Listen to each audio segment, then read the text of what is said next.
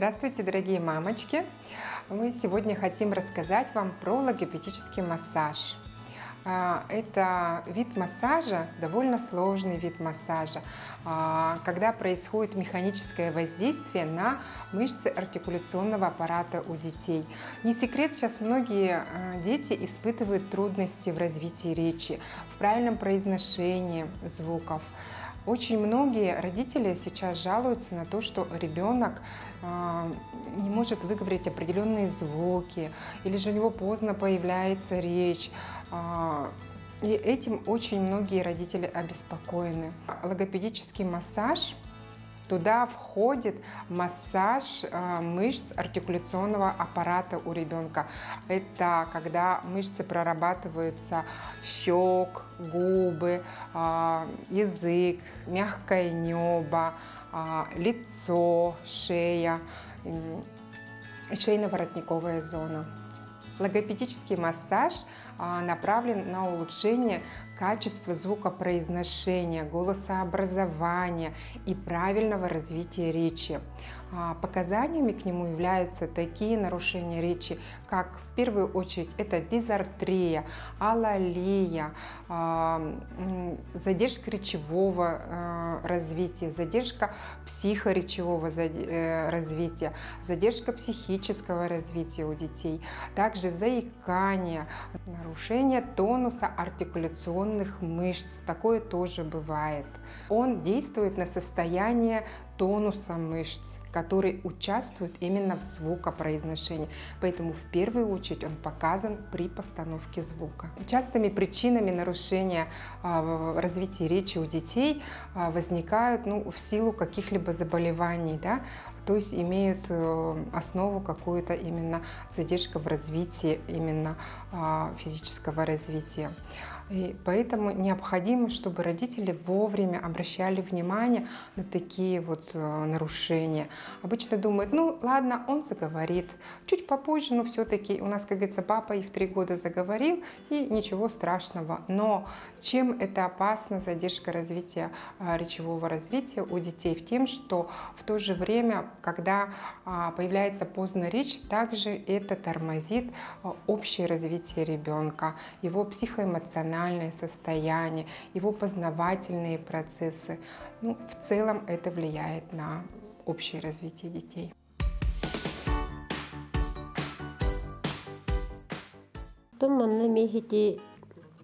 Зондан массажтыр курдук. Иксин логопедический массаж кекеллахтерне мен бастан илинен илбиебин бу аяктарын мылчыңдары. Ол кенеттен бирде зондавай логопедическая зондалар туттук кахып иккенерин чередуйда. Ол эми үшөй результаттары берер.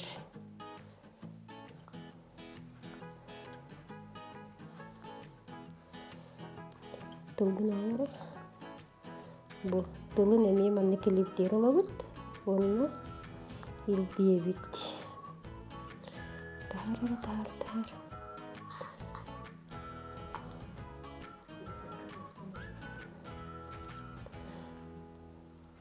Конечно, на үшүгэй хоос массажта тарогого. Ону манны сыннята бут тыллары массажты талары.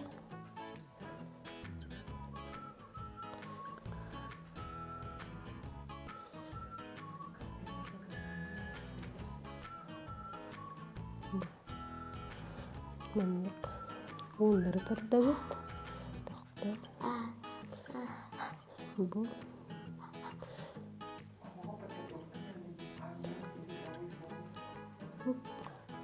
маннык онью курдук оңорок кохеп кыроголарга. Маннык шарик курдук иргитебит жемитен оньячыбыт. Карара. Опа. Курдук кынары. Молодец, уже бухол тыла массажтанын оңнар. Себе тарара. Опа. Молодец. Тыла уже сымныр маннык кыннакка.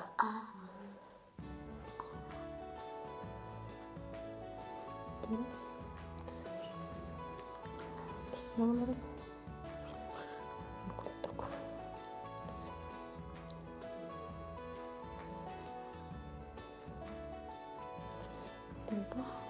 Вот. Все.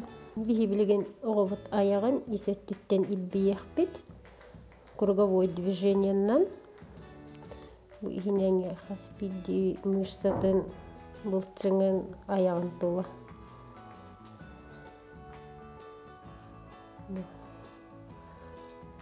Уыныртардар күрдік херенен күйіске болбаққа.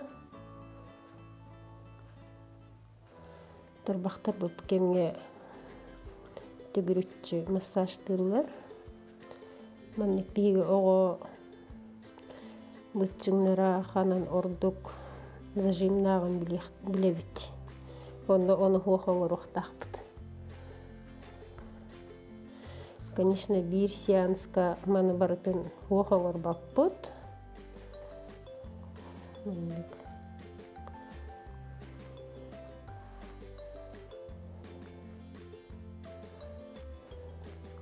Иедеспет исетті массажтан барамыд, оғы сирей массажты бұд. Илебітен арыйынан бейхен барамыд.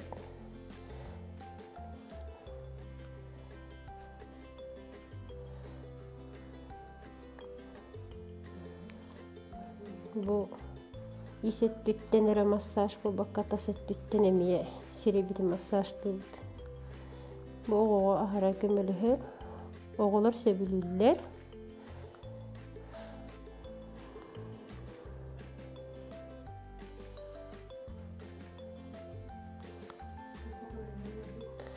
Бұл мие мышсалар бұдын. Бұл аяқ бұд, аттыңағы мышсалар массаждырда көмелігір. Жеңер кехи лақас бірді бұтчыңы барды бейбедің кітісі бәстіғ болуға жи. Ол ехен бұтас өттіттен емей массаждан мұд көмелігін бері біт.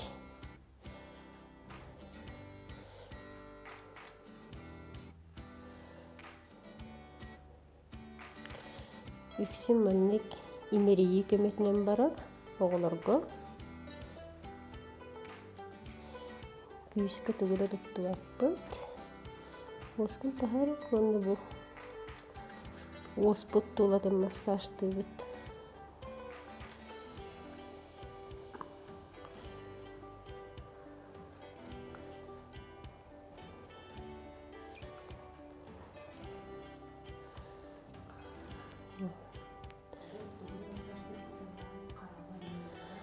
Қарағын типаппыд. Оны серенен. Маны баратын специалистка мұттыр ордық. Самый главный оғыну оскутар, нағылдытар. Енді бұғас білді мышсытын тар ербіт оғыту ергер дүшей болар. Маннық массажтың ғыдын олар өтен қалатшылар. Бұлтшыңдары уналар. Бұл серебет массажығыр. Маннық серенен имериен серебет бұлтшыңдарын уналарын беребет. Маннықтарда.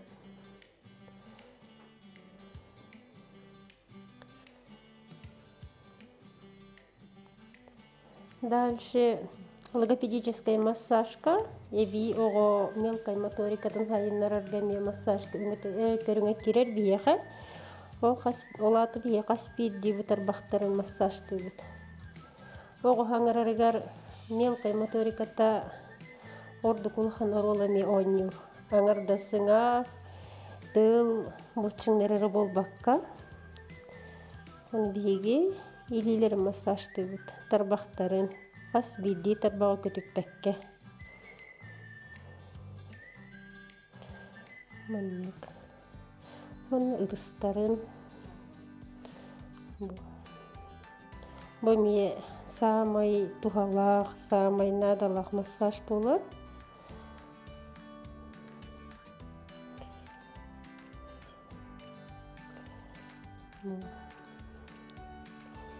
Он херенен баттыбыт, потому что кихи илитигер атаган тилягардаганы основной точкалар баллар. Onun püske battır, püske ıgı tutar, nada tahok.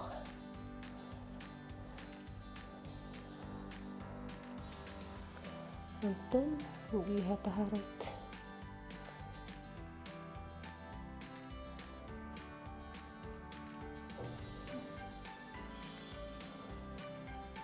Argı yağaydı keneman miriyen.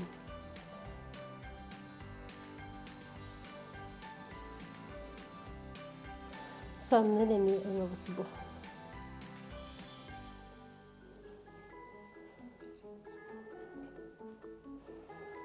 Bu barda комплексно кирер. Логопедическая массажка. Барда бирге холобур илебитен, аяқпытын, тарбақтарбытын. Массажды бит. Хорохтораңар дас логопедическая денег тахтеріне тыл эре массажын күрдүханылар. Олгынан бондук болбата, туох бар ти аяқпыт, булчыңдарын, тылбыттын, илебитен, bu şeyini воротниковая зона, bu tüvehe barda massажка кирер.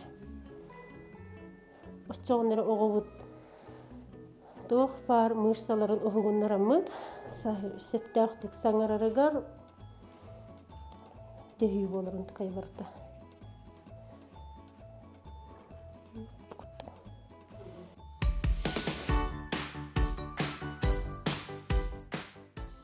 Виды логопедического массажа бывают такие, как точечный массаж, общий классический массаж, зондовый массаж, также аппаратный массаж логопедический и самомассаж.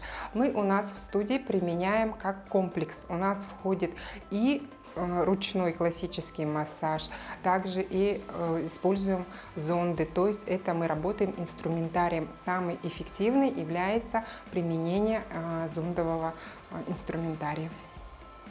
Бүгін бихе логопедический массаж көрдірекпет. Логопедический массаж оғы 4-5 сағаттан оңырыр ордық, оғы тағыр улахан оғы ордық эффективный болар. Сәл, амбастан бихеге оға келлағана массажға состояниетін көрібіт. Бастан манны келейбітінен сыңағын бұтчыңларын көрібіт. Аяғына тұтабыт, аяққын әтері, сапері. Тылғын тахарары. Үсесі бұл тылы қайдақ барының көрібіт. Қолы бұр оғы тылы спокойнай болағына көнетік көріқтақ. Сәл, тонустақ болағына или уңа эбетер хаңыз секке тарданылар. Тәрі аяққан сапері. Маннык тұтан көрін барамын, беге логопедическая зондалар көмелерінен массаж оңырабыд. Сәл, тылларыгар оны бұл едістерін ис өттіттен. Таңбастан едістерін ис өттіттен хағылыбыд. Серенен маннык арғы яғай оға аяған эчеппек күрдік. Илибитнен биген тураммыт оңырабыд.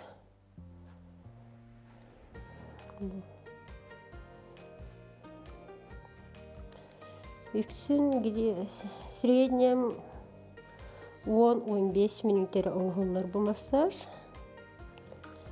Зондалары туханын.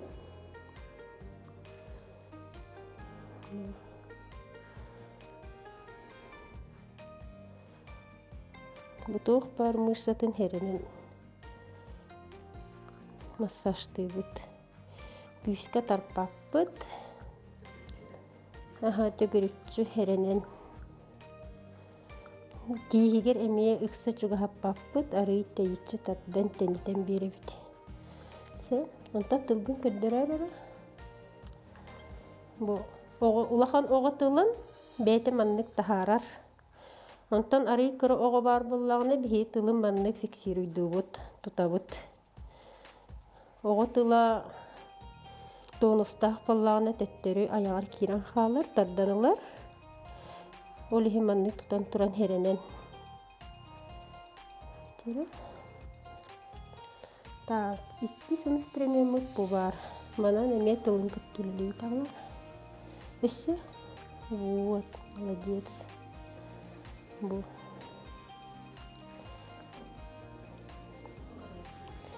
Бу оғытылын тонғын үбірайдан берер, соғыңырыр. Имегес боларын онтықайын бу көнлерін бере біттін ұшсаларын. Илинен еме массажтанылар, улахан оғыға ордық мандық үшіге көрім. Так. Дальше. Мандық массаж, кемегер оғы силе тақсықтақ. Төхенден әббәқ силләқ болар, орчандан үшуй хорық оғы силе олық суық болар. Түріп біттір құттанатшылар наға әлбәқ сил тағысты ден. Бұл нормальный. Ағылары?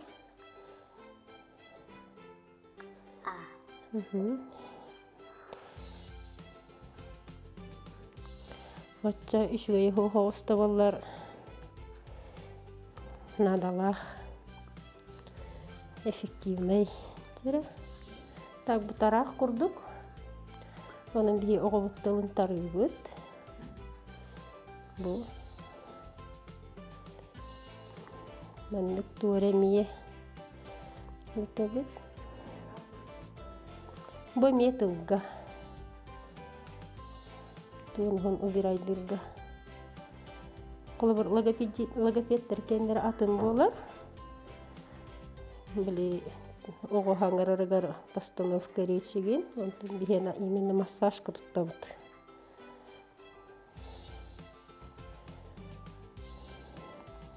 Қолы бір бұл. Оғы тыла тоныстақ болан спокойно бір хирге тұрбат. Тыла маннық баран қалын хептен түрді. Эбетер маннық тарданылар.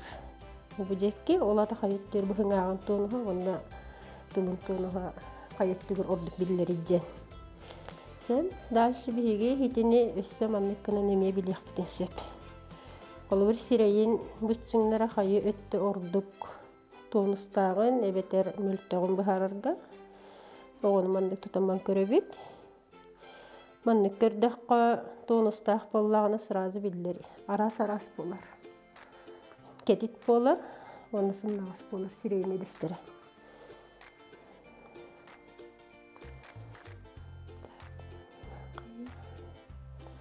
Тыл тоныға, онна аяқ мұшсаты бүтчіңлерін тоныстара оға саңырарығар мәйуес кетер. Білің оғылар чөккайы соқтық саңыралылар, ол онтын сілестәқ бұлын еді. Қолыр оға кытаны қағы ебек болағына аяғын мұшсата, тылын мұшсата слабай болар. Үксін. Логопедический массаж, лучше специалистка калына өттір орырдық. Тоғы дедіққа кейі любой кеһе холбор билбет кеһе муста хайдак оңоктагын билбек кеһе сыйга туттагына оготун сирей мустатын тон хаян кебенсеп тариян кебен сирея арастан улырыйынсеп быйта. Логопедический массаж курсынан барар. Курс 10 күнден сагаланар. Самай ухабыта 15 күн болын хеп. Ол индивидуально болар. Сылга 2-3 оғыманны курс бардағына, оны күтті тәбістенге логопеді күтті жарықтанар оғы результата ордық түрген болар. Логопедический массаж де оңырыр ұстық тардақ. Қаспирдекі сембері сирей бүтчіңлері қайдақ оңы ғулағын білбәтін ғотығыр. Сыйға тұттан кәбістағына оғытығыр ордық қорымнен оңырын хеп, дробиятығыр.